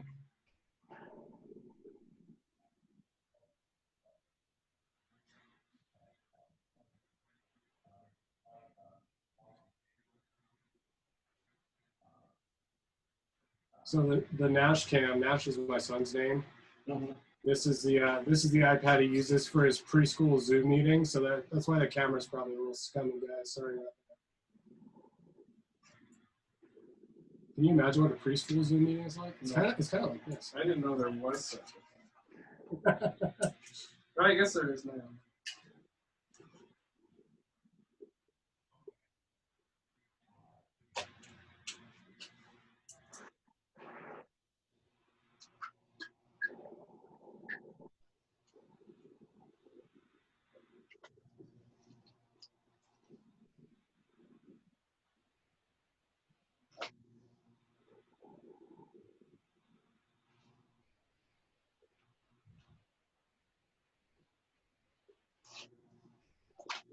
There you go. That's nice. Yeah, I'm sure it's good.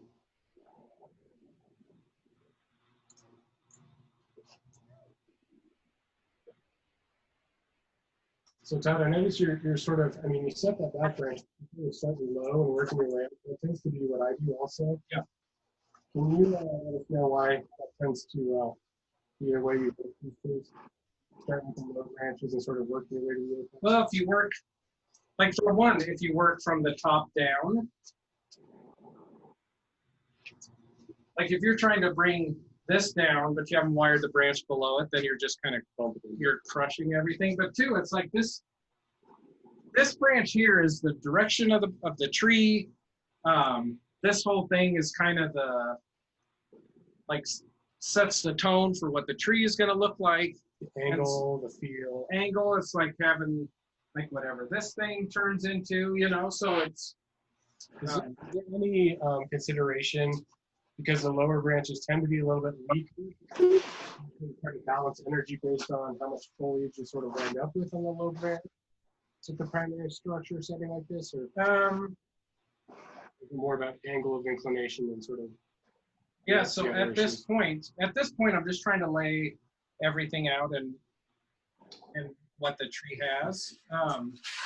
But this tree, like, actually, it's fairly even. You know, some branches on some trees, like the top is really strong and the bottom's really weak. You know, so but I'll still I'll wire all the bottom branches out, try to give them as much sunlight, but I won't on initial stylings try to take off more on the top. You know, initial stylings, maybe like later on during refinement, then you try to get a little more balance. At this point, we're just trying to lay everything out and then see like how the tree responds to it. Hey, Derek, can you tag back in? I'm gonna monitor some chat here. Okay, Derek's getting back to the deeds here.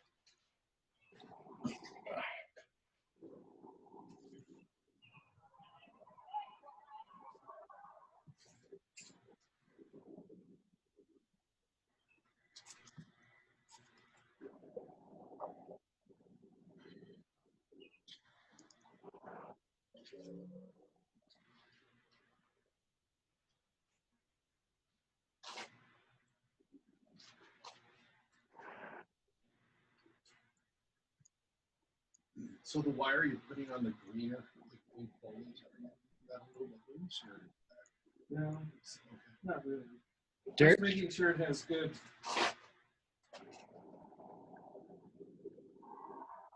contact and not trying to rip off the tear off the foliage. Eric was asking if he wraps the wires as tight around the tender foliage, and he said, yeah, he's just more careful, basically. Yeah. I mean, it's not tight, but it's enough to have good contact with it.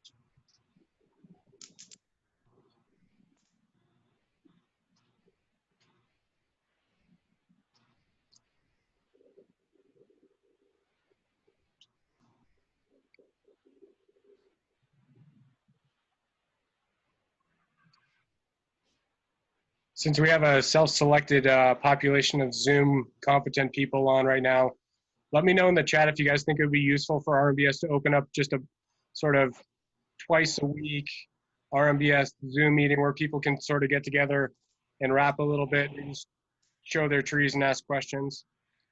It's easy for us to do. We're already paying for the subscription, so let me know in the chat comments if you guys think we should do that. It would be a lot less formal, but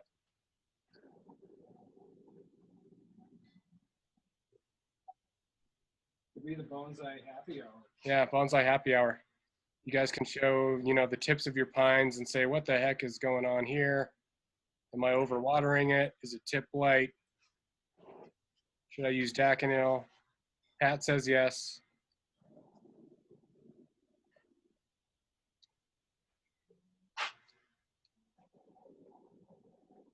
Modesto's into it.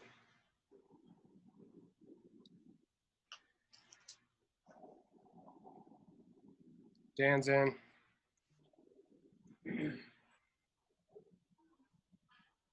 I like that branch now. I think it's in the right spot. I know, I like it over here. It's like it goes against this, but to me, it feels like we need something down in this area. There's a big space there otherwise. The what? The Todd head. Christina says she likes the idea of an informal bonsai happy hour. Tim's in. Maybe we'll just keep it a Tuesday thing. So first Tuesday of the month, Normando's in. First Tuesday of the month will be the regular meeting with programmings. And then third Tuesday of the month will be, let's get together and hang out. Ask questions, get answers. See your brothers and sisters in Bonsai. Bonsai Tuesday, yeah. See you later, Aaron. Aaron says, thanks, Todd. You're welcome. I just said, thanks for keeping it real. But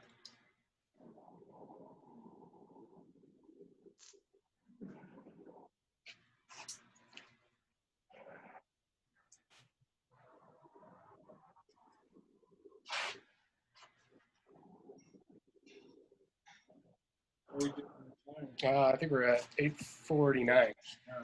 Let me do that. I'll finish this head here.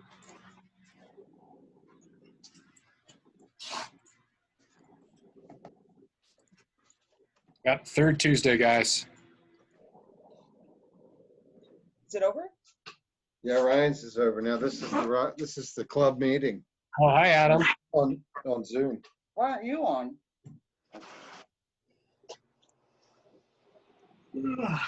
All right, my chariots turning into a pumpkin. Good job, Todd. Hey, AJ, did you learn about the deciduous apex formation? I did. I just jumped off of that. Oh, nice. Pretty wild. So there's only 29 people on this? I guess that's good. Yeah, man. Was there more? Well, there's 4. No, I came late. Yeah, there's a lot more. You scared them off. Oh, okay, I'll leave. Yeah, well, we got 3 people here with Todd, so you can count us in. All right, let's see. Looks like Backcountry Dance having connection issues. Here, let's do this. Because I'm done here with this pad. Okay. See, hey, David, if you're still there, can you take us back to the wide view? Todd's done with this initial pad, and we're going to talk about some big style. Where are you guys? Todd's place? Undisclosed location. Oh, undisclosed location, I mean. Oh, you're in the bunker. Here, so this, all right, so here's the pad. All right, so it's kind of hard to see on this, right? But this is a good stopping point for now. And so what I'll do Thursday is I'll finish the tree, and then I'll do like a time lapse of it, and then I'll send it to you. That sounds awesome. Okay. So, but I think like some of this, if this is going to be the longest point, then like a lot of this we can cut back. Scoot back a little bit so we can see Todd. Sorry. Go, Derek. But like this, maybe this gets dropped down into this area, and all this will push this back in. So maybe like this is a really long branch, maybe this gets cut back. A lot of this will get shortened now, but I didn't want to shorten any of this until we knew kind of what this was going to look like. So now like a lot of this longer stuff we could shorten or take out, and then we'll use some of these smaller branches too. When someone was asking, or maybe Andy, you were about like why you stop at the bottom, you know, and it's like all these back branches, and maybe some of these have to come up to fill in this area, but all I'm trying to do with these back branches are stop your eyes. So the back branches could be really short. Yeah. You know, so it's more, these are more for like filling in space. But at the same time, what I'll want to do when we're done is like if I do a 360, we're gonna want to have foliage like all over. You don't want it to have Be a one-sided tree. be a yeah. one-sided tree. It's like have neat and beautiful pads kind of all over the whole place. And then this big 90 that you pulled down that initial branch, my guess is you're going to try to hide that curve a little bit. Yeah, so we have like branches here, you know, that we can pull over and cover some of that up. Maybe this comes down and this comes in, or this comes down. Actually, probably use this here to cover that up. I see. Kind of disguise it there a little bit. Yeah, so we'll try to soften that whole curve right there. So, Well, guys, I think Todd's I'm at a good stopping point. at a good stopping point for the work. What questions do you guys have for Todd on RMJs, root grafting, cleaning live veins, big bends, using your wire as a lever, hiding your cuts? Those are the Perky themes for the tips. day. None? I think we're just on a little bit of delay. Let's see. People are talking about juniper tips that are sort of yellow, pale green, growing this time of year. Tom says, thank you. Oh, here we go. Zahari says, do you remove tree when they form? I don't. Pine cones, I'm guessing. Or pollen cones. Pollen, I don't. Pine cones. Pine cones actually will take energy from the tree, so I would remove pine cones. Because they're making a little packet of energy. Same reason why you cut fading flowers off of flowering bonsai. Yeah. Mm-hmm. Yep. All right, let's see. Juniper What fruit. about berries? Berries. I don't pull berries off. Todd likes berries. He's pro berry. I'm pro berry. See you, buddies. I will. Will's taken off. Yeah, Tom says pollen cones are not a problem. I tend to leave those. Yeah. They're just kind of fun. I like pollen cones, to be honest. Because I don't know, there's just something pretty neat about. I'll move that so you guys see this. Anyway.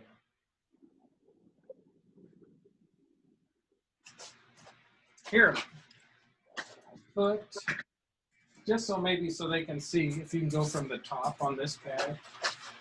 Hey, David, can you get us in the detail cam again? We're going to get one final shot of the fine wiring here.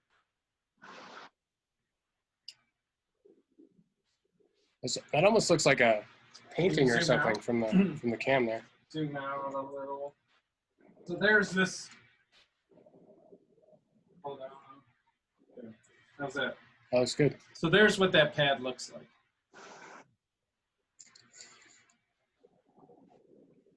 Great space for photosynthesis. Everything's got its own little area. Yeah.